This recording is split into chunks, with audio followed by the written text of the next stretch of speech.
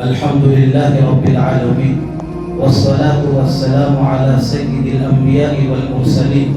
محمد وعلى آله وصحبه ومن تبعهم بإحسان إلى يوم الدين أما بعد فقد قال الله سبحانه وتعالى في كلامه المجيد والفرقان الحميد أعوذ بالله من الشيطان الرجيم بسم الله الرحمن الرحيم وقال ربكم ادعوني أستجب لكم إن الذين يستكبرون عن عبادتي سيدخلون جهنم داخرين. وعن النعمان بن بشير عن النبي صلى الله عليه وسلم قال الدعاء هو العبادة أو كما قال عليه الصلاة والتسليمات رواه أبو داود. محترم سامعین کرام، آج جمعے میں آپ حضرات کے سامنے دعا کی قدر و منزلت پر اور اس کی قبولیت کے شروط اور اس کے آداب کیا ہے اس سلسلے میں گفتگو کی جائے گی. اللہ تعالیٰ سے دعا ہے کہ اللہ تعالیٰ صحیح باتوں کا آپ تک منتقل کرنے کی توفیق عطا فرمائے اور سن کر اس پر عمل کرنے کی نیت سے دوسروں تک پہنچانے کی فکر و کوشش کرنے کی توفیق عطا فرمائے. محترم سامعین، میں نے آپ حضرات کے سامنے سورۃ المؤمن سورۃ الغافر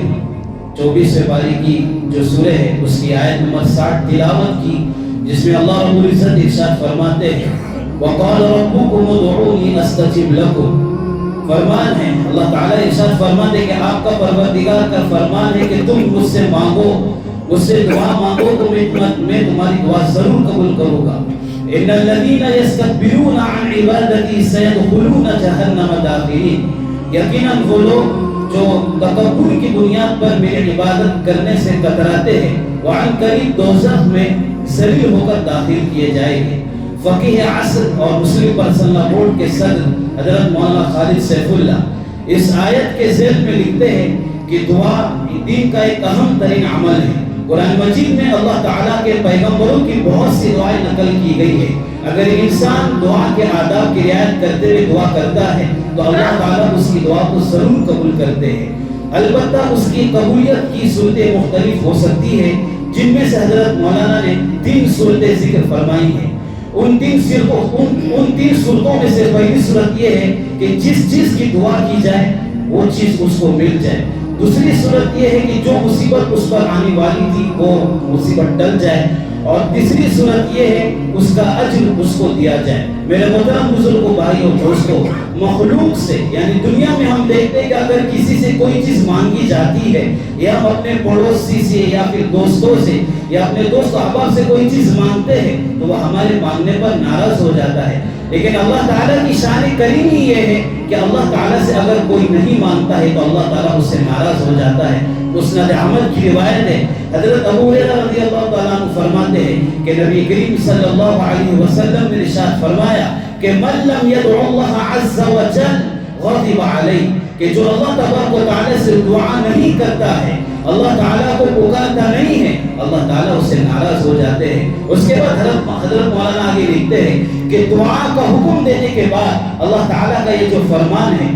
ان الذين يستكبرون عن عبادتي سيدخلون جهنم داخرين. یقیناً وہ لوگ جو تکبر کی بنیاد پر اللہ رب العزت کی عبادت کرنے سے کتراتے ہیں، منہ پھیر لیتے ہیں، وہ عن قریب دوزخ میں حقیر و ذلیل ہو کر داخل کیے جائیں گے. اس میں اس بات کی طرف اشارہ ہے کہ دعا بجائے خود ایک عبادت ہے جس کی تصدیق، جس کی تاکید، جس کی توقید خود نبی کریم صلی اللہ علیہ وسلم کی حدیث سے ہوتی ہے. چنانچہ ابو داؤد کی روایت ہے، حضرت نعمان بن بشیر رضی اللہ تعالیٰ عنہ ارشاد فرماتے ہیں کہ نبی کریم صلی اللہ علیہ وسلم نے ارشاد فرمایا الدعاء هو العبادہ، کہ دعا ہی ایک عبادت ہے. میرے محترم بزرگوں، بھائیوں، دوستوں، ایک حدیث قدسی ہے جس میں اللہ رب العزت ارشاد فرماتے ہیں اے میرے بندو، اگر تمہارے پہلے اور تمہارے آخر اور تمام انسان اور تمام جنات ایک میدان میں کھڑے ہو کر اللہ رب العزت سے دعا مانگے اور اللہ رب العزت کہتا ہے کہ میں ان مانگنے والوں میں سے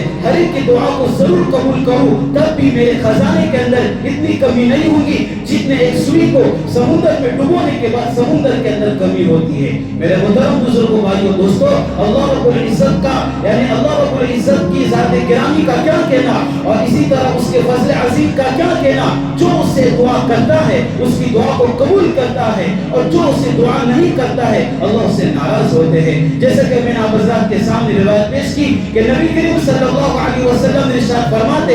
من لم يدعو اللہ عز وجل غضب علیہ، کہ جو اللہ رب العزت سے دعا نہیں کرتا ہے، اللہ تبارک و تعالیٰ کو پکارتا نہیں ہے، اللہ تعالیٰ اس سے ناراض ہو جاتا ہے۔ میرے محترم بزرگوں، بھائیوں، دوستوں، دعا کے کچھ آداب ہے، اس کے کچھ شرائط ہے۔ اگر ان شرائط میں سے اور اسی طرح اس کے آداب میں سے کسی چیز کے اندر کمی آ گئی تو امکان اس بات کا ہے کہ ہماری دعا کے قبولیت کے اندر بھی کمی آ سکتی ہے۔ تو ان آداب اور شرائط میں سے پہلی شرط یہ ہے حلال کھانا اور حلال پہننا۔ حضرت ابو ہریرہ رضی اللہ تعالیٰ عنہ فرماتے ہیں کہ نبی کریم صلی اللہ علیہ وسلم نے ارشاد فرمایا یقیناً اللہ تعالیٰ کی ذات پاک ہے، اللہ تعالیٰ کی ذات پاک ہے، اور اللہ رب العزت پاک چیزوں کے علاوہ کوئی چیز قبول نہیں کرتا ہے۔ اللہ تعالیٰ ایمان والوں کو انہی چیزوں کا حکم دیتا ہے جو اس نے اپنے پیغمبروں کو، اپنے رسولوں کو حکم دیا۔ کہیں اللہ رب العزت ارشاد فرماتے ہیں یا ایھا الرسل کلوا من الطیبات واعملوا صالحا،